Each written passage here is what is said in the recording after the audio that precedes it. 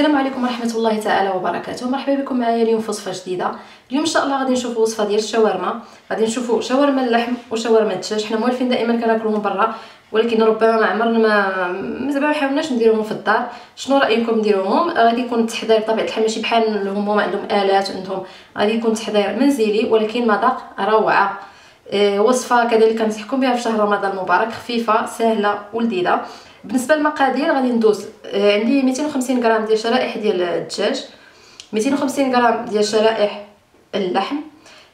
غادي نحتاج بالنسبه للتتبيله ديال الدجاج الملحه، قشره الحامض محكوكه، الفلفل الابيض، سكينجبير مطحون او سنجبيل، بودره الكاري، غنحتاج زيت الزيتون وشويه ديال العصير الحامض. بالنسبه للتتبيله ديال اللحم غادي نحتاج الملح دائما، البزار الاسود، التحميره، الكوزه او جوزه الطيب، القرنفل اللي غادي نطحنو، والكبابه او الفلفل الحلو. هادو وكذلك كنحتاج الزيت والحامض، بجوجهم كنحتاجو الزيت وعصير الحامض. هادو بالنسبه للتتبيلات. من بعد غادي نقليهم في المقله. غادي نحتاج الفلفل الاحمر، الفلفل الاخضر، البصل هذا الاخضر، وشويه ديال المزيودات هادو ديال الفلفله الحاره، كتبقى اختياريه بطبيعه الحال. بالنسبه للساندويتشات غادي نحتاج الخيار المخلل، طماطم وخس. بطبيعه الحال دائما كنحتاج الخبز العربي او الخبز اللبناني. غادي نحتاج كذلك، غادي نوريكم دابا بعض الحوايج المرافقه لهاد الشاورما غنشوفوهم دابا. بالنسبه للحويجات او الصلصات المرافقه اللي كنحتاجوها دائما في الشاورما، غادي نحتاجوا واحد الخلطه كتسمى بالبيواز، نديروها بالمعدنوس اللي غنقطعوه. غنحتاجوا البصله الخضراء كذلك شرائح طويله، ملحه، والسماق. السماق شنو هو عباره واحد التابل من التوابل الشرقيه، ولينا كنلقاوه في بعض المراكز يعني في بعض المحلات التجاريه الكبرى. فيه واحد الطعم ديال الحموضه والملوحه في نفس الوقت. دونك اذا ما لقيتوه حتى شي في بلاصه، نتوما اللون ديالو كيكون بحال كرونه احمر، واحد النوع يعني خاص. الا ما لقيتوش كيمكن لكم تعوضوه اما بعصير الحامض او بدبس الرمان اللي كيعطينا ديك الحموضه اللي حنا كنقلبوا عليها. كنديروا بالنسبه للصلصه اخرى اللي كنحتاجوها كذلك في الشاورما هي صلصه الطراطور. عندي الطحينه بحال اللي قلنا ديجا هضرنا عليها مرات اخرين، اللي كتكون هي عباره على كريمه ديال السمسم او الشنجلان ولا متواجده دابا. نحتاج العصير الحامض، ثومه، قريصه الملحه، وشويه ديال الماء باش نخفف هاد الصلصه. غنحتاج كذلك واحد الكريمه ديال الثوم حتى هي كتكون مرافقه للشاورما. فيها غادي كتطلع بحال شكل المايونيز تقريبا كتشبه، كتكون وليني فيها ابيض بيضه، ثومه على حساب الذوق. هي كريمه ثوم يعني كتكون فيها الثومه شويه زايده.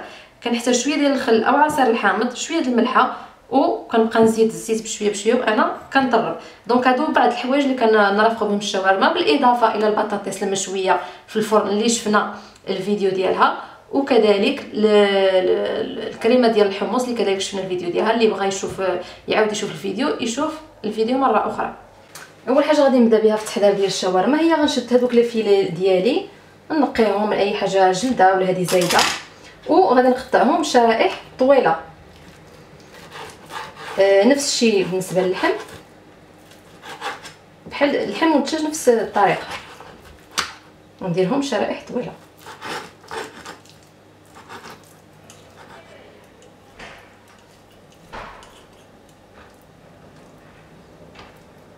من بعد ملي قطعنا هذوك الشرائح ديال اللحم بحال هكا شكل طويل ورقيق، اما بالموس واما بالمقص، كنزيدو دابا التوابل.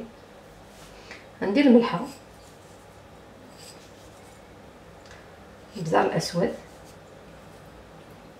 التحميره، غادي نحك شويه ديال جوزة الطيب او الكوزه. دابا غادي ندوز نطحن داك القرنفل وكذلك الفلفل الحلو عفوا او الكبابه، وشويه ديال القرنفل مطحون. ما تكثروش بزاف لان القرنفل عارفينه مجهد. ودابا غنطحن كذلك الكبابه، نزيدو شويه ديال الكبابه مطحونه، نزيدو دابا شويه ديال زيت الزيتون او زيت نباتيه عاديه، وعصير الحامض. نحركوا هاد العناصر هذه كامله مزيان. تتنسجم مع بعضياتها مزيان. غنغطيو عليهم دابا بالبلاستيك الغذائي وغنخليوهم في الثلاجه كيترقدوا اطول مده ممكنه. تقدروا ديروهم كاع ليله كامله، وإلا ما كانش عندكم الوقت كاع نص ساعه مينيموم.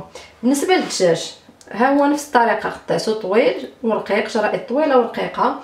غادي نحتاج له ديك القشره ديال الحامض المحكوكه، تحيدي ديك الزفوريه ديال الدجاج، ملحه كميه على حسب الكميه اللي عندي، بودره الكاري، سكينجبير او السنجبيل المطحون، والابزار الابيض. غنزيد شويه ديال الزيت بهذا الشكل، وشي 2 معالق كبار ديال عصير الحامض. نحرك هاد العناصر كامله بحال اللي قلنا بجوج، ما غنغطيو عليهم بورق البلاستيك الغذائي ونخليهم في الثلاجه كيترقدوا. دابا غادي ندوزو للصلصه المرافقه للشاورما. غادي نبداو صلصه الطحينه او ما يسمى بالتراتور. دائما الطحينه كنحركو مزيان لانها كتكون كيطلع لنا داك الزيت دائما الفوق. تقريبا واحد 2 معالق كبار تقريبا حتى 3 على هذا الشكل. غنشدو الثوم اللي قشرناها غسلناها، كنحيد لها دائما هذاك القلب الوسطاني لانه هو اللي كيعطيني مذاق مجهد. ثوم مفروم على هذا الشكل هذا، خبيصات الملحه، عصير الحامض،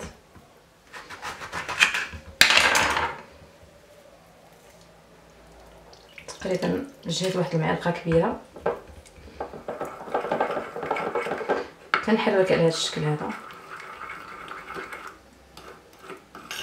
طحينه، الثومه، عصير الحامض، الملحه. بحال اللي كتشوفوا هذه القوام ديالها سميك. غادي نبقاو نزيدو الماء بشويه بشويه وحنا كنحركو. اللي شفتو كنبقاو نزيدو في الماء بشويه بشويه وحنا كنحركو حتى كيولي لنا هذا القوام بحال هكا، ما هو سائل بزاف ما هو سميك بزاف. على هذا الشكل كنذوقوا. احتاجينا الملحه او الثومه او عصير الحامض كنزيدوه.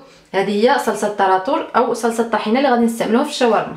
دابا غادي ندوزو للتحضير ديال الكريمه ديال الثوم. بطبيعه الحال شنو غنحتاجو؟ الثوم اللي قشرناه غسلناه وحيدنا له القلب ديالو بحال دائما. غادي نديروه مهروس بحال هكا. تقريبا انا درت هنا واحد 2 ديال الثومات متوسطين الحجم. على داك الثوم المهروس غادي نزيد البياض ديال البيضه،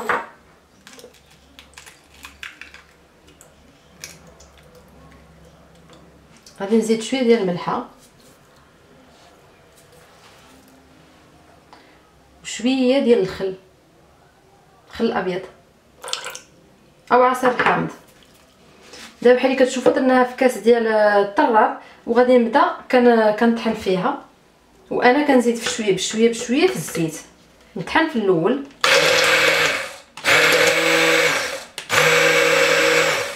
كنطربو في الاول بحال هكا بالطراب هذا حتى كيولي لي على هذا الشكل بيض. ودابا غنبقى نزيد بشويه بشويه الزيت وانا كنطحن على هذا الشكل هذا. بسم الله.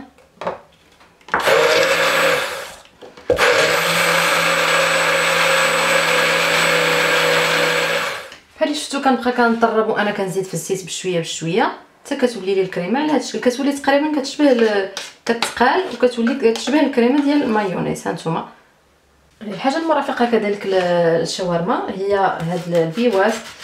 هو عباره على غنشدو بصل اخضر، من الاحسن يكون بصل اخضر احسن من البصله العاديه لان الطعم ديالو كيبقى خفيف. نقطعوها شرائح بحال هكا. بالنسبه للمعدنوس بعد ما نقيتو غسلتو ونشفتو كذلك انا نقطعو تقطيعه ماشي خفيفه، يعني يبقاو شويه باينين دوك الوراق. ما نقطعوش تقطيع اللي هو رقيق بزاف، يبقاو الوراق باينين. صافي دابا ما بقى لنا غير نجمعوا هاد العناصر هذه كامله. البصله الخضراء مقطعه شرائح طويله ورقيقه على هذا الشكل هذا. معدنوس، ملحه، والسمق بحال اللي هضرنا عليه قبيله. معنا السمق، عصير الحامض اولا دبس الرمان. هذا كيمشي لنا اكثر حاجه مع الشاورما ديال اللحم.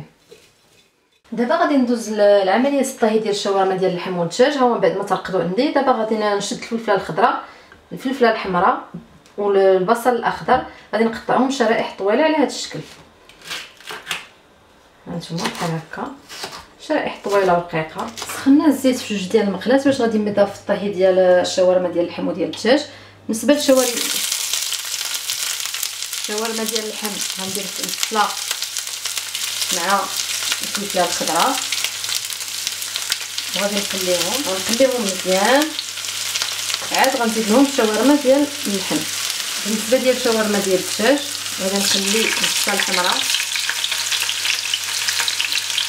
الخفيفه، ما كنكثروش بزاف. كنشوف هذيك البصله مع الفلفله الخضراء بداو كيتشحروا شويه، يمكن لي نزيد لهم الملحه باش يهبطوا. دابا غادي نكملوا الطهي ديالهم مع الشاورما ديال اللحم.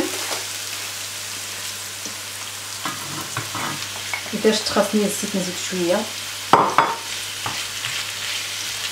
كنرفع عليهم دابا من النار باش داك اللحم ما يطلقليش الماء، وكنبقى نحرك فيهم مره تيطيب اللحم تماما. بالنسبه للشاورما الدجاج الفلفله الحمراء ها هي بحال اللي كتشوفوا نكونوا حمرناها شي شويه. دابا غادي نزيد الدجاج ونشطحو حتى هو. نزيد دابا من النار دائما ملي كنزيد الدجاج ولا اللحم كنزيد النار. وفي هذه الحاله يمكن لي نزيد واحد المزيوده من هذه ديال الفلفله الحاره كتلقى لي مذاق جيد، ونحرك مره تيطيب تماما بنفس الطريقه. هما طاو ليا بجوج. الشاورما ديال اللحم ها هي طابت والشاورما ديال الدجاج كذلك. دابا غادي ندوزو للتحضير ديال الساندويتش ديال الشاورما. هاد الفلفله الحاره بطبيعه الحال كنحيدوها. بحال قلت غادي ندوزو للتحضير ديال لي ساندويتش.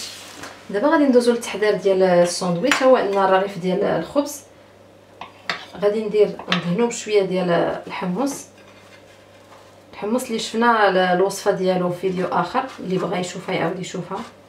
غادي ندوز لداك الخليط ديال البصله مع السماق والمعدنوس، الطماطم اللي قطعناها بحال هذا الشكل هذا الخيار المخلل اولا الكورنيشون قطعته على جوج بالطول. دابا غادي نزيد الشاورما ديال اللحم، وغادي نزيدو ديك الصلصه ديال الطحينه اللي درناها من قبل، وغادي نلويه على شكل ساندويتش. انا يمكن هنا عمرته شويه بزاف، تقدروا تسدوه من هنا باش يعود ديال الخشب. دابا غادي ندوز للساندويتش الاخر ديال الدجاج. بالنسبه للشاورما ديال الدجاج غناخذ واحد الرغيف ديال الخبز، غادي ندهنو بشويه بديك كريمه ديال الثوم اللي درناها من قبل. غادي ندير الخس اللي غسلته ونشفتو قطعته، هذا الخيار المخلل او الكورنيشون دائما مقطع بالطول. غنديروا قطع ديال البطاطا اللي هي مشويه اللي درنا الفيديو ديالها في مره اخرى، اللي بغى يشوفو يعاود يقدر يشوفو. ودابا غادي ندير الشاورما ديال الدجاج، ودابا غادي نحاول نلويه، نحاول نسد من هنا الاخر الاولاني كان عندي عامر بزاف ما قدرتش ندير له هذه العمليه، ونلوي. هما الساندويتشات ديال الشاورما عندي واجدين. الا بغيتهم يكونوا سخونين ومكبوسين شويه غنشدهم نديرهم في مقله نسخنها، وغادي نديرهم فوق المقله، وغادي نبرك عليهم بشي حاجه بشي غلاقه بحال هذه، نبرك عليهم مزيان تيهبطوا يكونوا سخان صافي يكونوا موجودين.